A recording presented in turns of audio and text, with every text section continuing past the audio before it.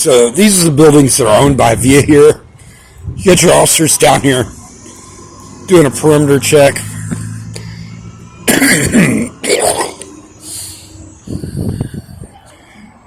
Fuck him. I don't like the fact that he's pointing down here at me, but I don't really care. I'm not breaking the law. It irritates me. They have to do perimeter checks on these buildings. People break into them.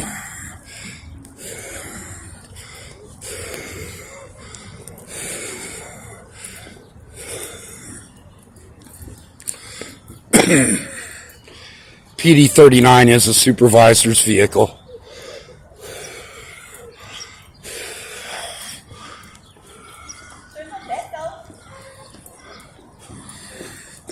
How are you doing?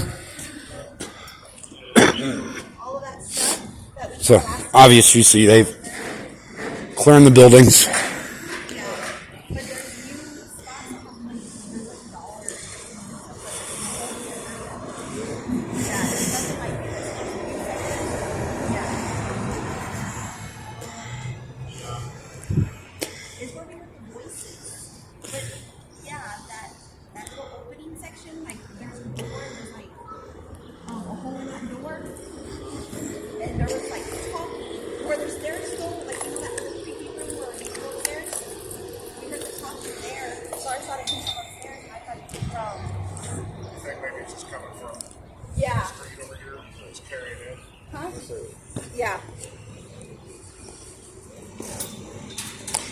So again, for people who don't know, these buildings are owned by VIA.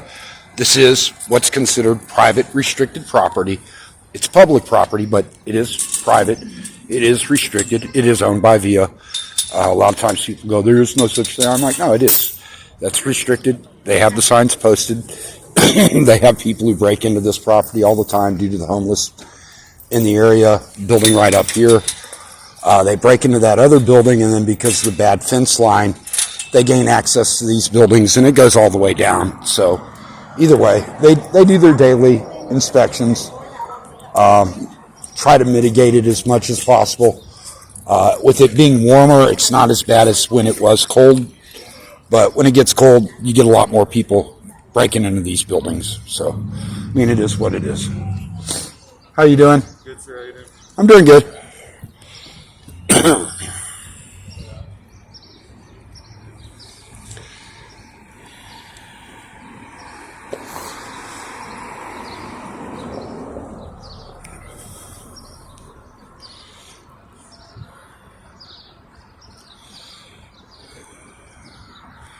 Now, normally I'd have just gone up the street, but when I saw them out here, I figured I'd come down and see what they're up to.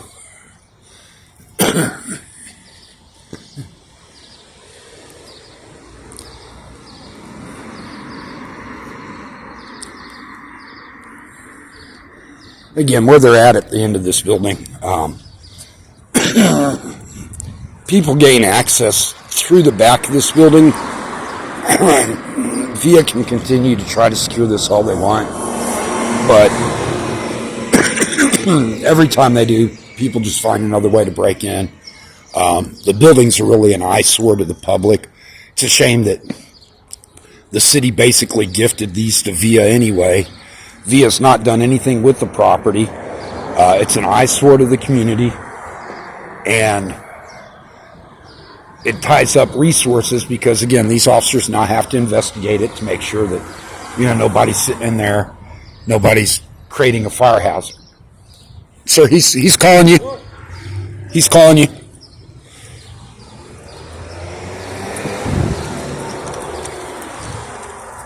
So.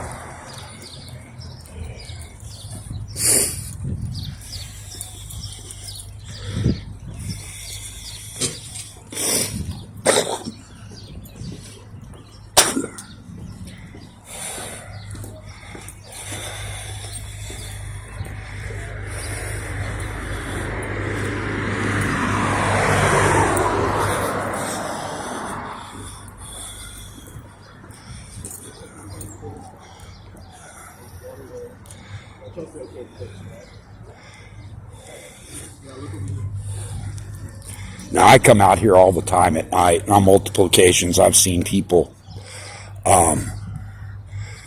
breaking into this area. I asked one of the security guards down there where their property line ended, and he got all nasty about it. And I'm like, well, I'm letting you know so that if I see someone breaking in, I know who to contact. It doesn't make any sense for me to call San Antonio police when you're right down here if someone's breaking into your property. But again, that guard was rude and nasty, and I'm like, you know what?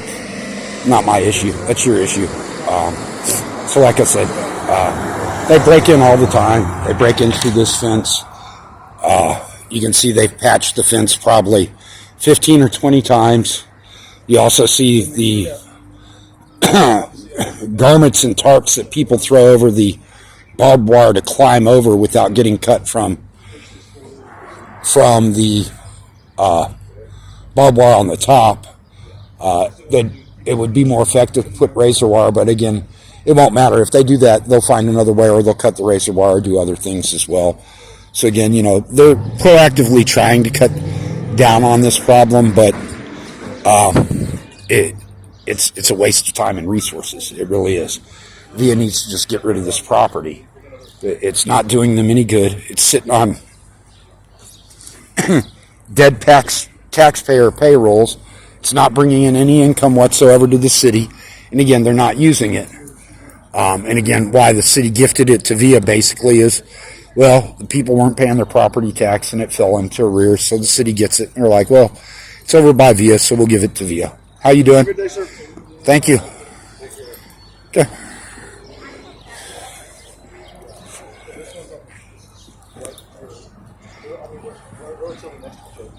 You guys do know that they gain access through this building and come around the back all the time, right? Oh, yeah. Okay. I mean, I'm pretty sure you knew that, but I mean, I explained that the night that there's a fire down here. I don't know if you remember that, about a month and a half ago. This building was on fire, and the fire department was trying to break into it. I'm like, I understand what you're trying to do, but you go right around back, you can gain access. And then, unfortunately, they were still not able to break through the building. I mean, they did a good job trying to get in there, but they cut it up just enough to where after they left, the homeless broke in. They've resecured the building now, but people are going to continue going through the back there all the time. And I mean, you guys basically, you're in a no-win situation. I mean, honestly, as a citizen, I just wish that VIA would get rid of the property. I know it's not, you know, that's not your thing, but for a taxpayer, I mean, look, you got these people going onto your property right now from back there. I mean, you can see them; they're walking on it, and you know, this is what I was talking about when I say this happens all the time. I come down here all the time. You probably know who I am based off your fusion. I met you over in front of the JLEC one day. Right. Okay. That was after you guys did your use of force. In front of the ground. Right. After you guys did your use of force training, I was talking to you about that. Yes. Okay. Right. Again, I'm a rights activist. You know, if I see you guys misbehaving, of course, I'm going to document that. But that's not what I do. Sometimes people get the wrong impression of what we do. So I always try to, you know, just let you guys know, hey, this is what I'm doing. I'm concerned about it, and you guys are out here for a reason, obviously. But I mean, again, just like, I mean, you see the boldness. They see four cops and they walk right past it. So, yeah, unfortunately, there's those that just the rules don't apply to, you know. Well, and then you have the other issues that go with that, and I'm not. I mean, there's a lot more issues beyond, you know, the social issues of how to solve the problem. But the fact is, the city put all the resources for homeless in this one area, and whether those people use those resources or all of them or not, they're in this area, so they spill out into other parts. I mean, it is what it is. I mean, I was assaulted 2 nights ago here at VIA by a guy who's assaulted multiple people in the past, and I'm mad about it. I'm angry. I'll tell you why I'm more angry about it is because I've seen the guy assault other people, but I'm angry that the officer would say, well, yeah, we know the guy tried to hit you with a 3-pound rock, but since you defended yourself, we consider that fighting too, and it's disorderly conduct. To me, it's ludicrous. That's me. They have the video, they know what it is, but they're like, well, it's still probable cause to say it's disorderly conduct. And I'm like, as a person with, you know, background and more than just what I'm doing. I explained to the officer, I said, if that same person had picked up the same rock and threw it at you as an officer, you'd have been justified in using lethal force against him.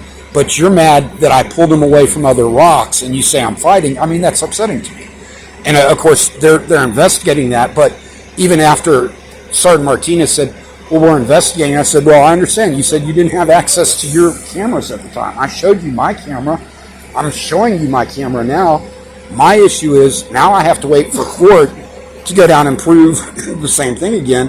Why don't you guys just do what's right and go, okay, he's right, and drop this bogus criminal charge? But it's just, he's like, we don't have to. And I'm like, yeah, that's a problem. I mean, that's how, when the public sees things like that and you go, look, officer, we expect you to do what's right. I understand why that officer is like, I don't like you because you film in public, so I'm going to use this as an excuse. And I'm like, I get that. I get that all throughout the city. Like I said, when I introduce myself to you, I want to make sure I tell officers what I am, what I'm about, what I'm doing, so they don't get that negative. They don't go, he's a troublemaker, this is what he does.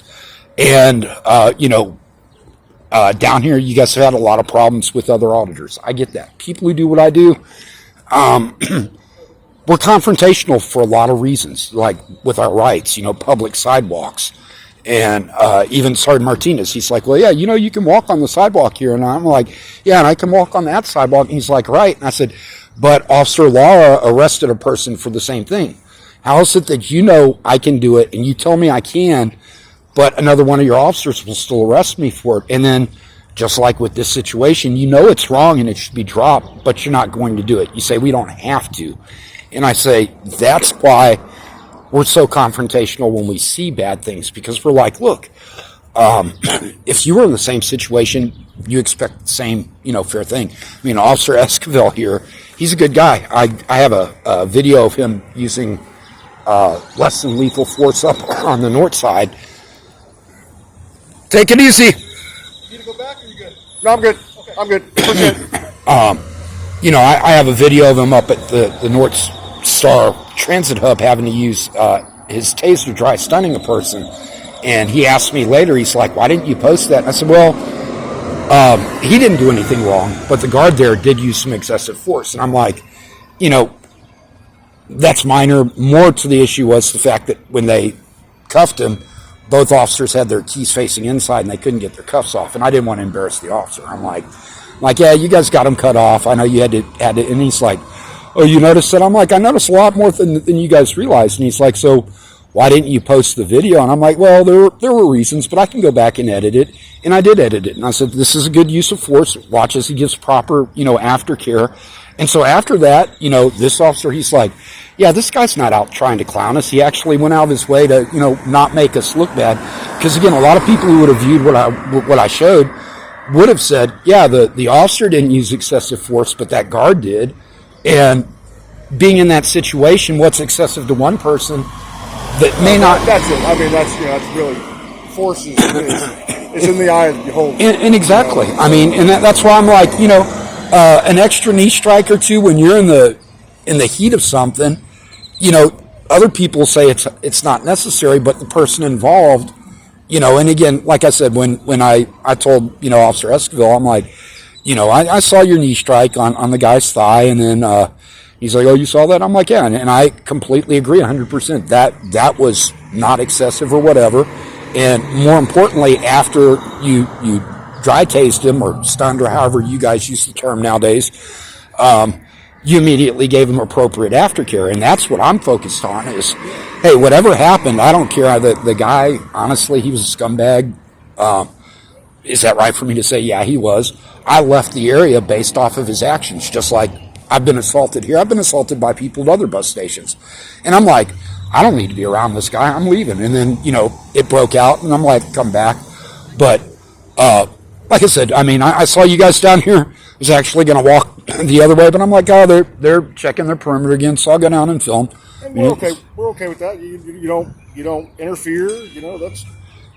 And that's one of the other things that a lot of people who do similar things to what I do, we know the laws. We've researched the laws. If we don't, we end up in jail. Even when we do, we end up in jail. I mean, The police arrested me for failure to ID when I told them I don't have to ID, and they arrested me on a solo, that being the only charge. And I'm like, you're breaking the law here. You can't do it. All of them said, yes, we can. Then they're like, well, we're going to let you go now. And I'm like, it doesn't matter. And so that got out. In fairness, I'm glad that's what happened because it was a training tool. And SAPD's training academy put out another email to the rest of the city saying, hey, the guy was right. You're wrong. If they're detained and they lie to you, it's failed ID, but they don't have to give you their name unless they're arrested. Either way, I mean, it's one of those things. And we're like, hey, we're not trying to be pricks about it, but if we know the law and we know we're right, we're not, we're simply saying this is our right. Well, I'm a citizen before I'm a cop. Exactly. And when I have a right, I'm going to demand my rights. And I don't blame you for doing the same. No, I appreciate that. And again, what I try to get out to most of my viewers is that, because a lot of people who do what I do, we'll tell you that we don't believe there are any good cops because they don't stop bad cops. And, I tell people all the time, I meet good officers all the time. But we are upset about things like, when a officer sees something and they know something's not right, that they don't stand up right away or do things. But we also understand the political and other things that go into a lot of that. At the same time, when I say, 90% of the officers that I speak with, I have nothing but respect for them. And the other 10% are typically the type that are going to abuse your rights. They're going to try to throw something on you or, escalate when they don't need to. And that's why I tell my viewers, when I say you can continue with your belief that all cops are bad because they don't, but if you go around with that attitude when you're filming, you're setting yourself up for a bad interview. And I mean, to me, that doesn't work for me. It's not honest journalism. If I walk up and I'm like, oh, and I'm going to use this phrase. I know, it's not directed against you, but I'm like, oh, look, here's piggies doing this. What are they doing? Of course, if I walk up with that attitude, you guys are going to be less than friendly. Like, hey, get out here, stop bothering us. Whereas, I walk up, I'm not, I'm like, okay, I make my story, I do what I'm doing.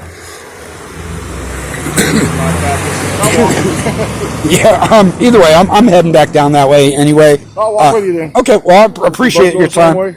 Yeah, I'm going to walk down here and catch a bus, but I'm going to go ahead and turn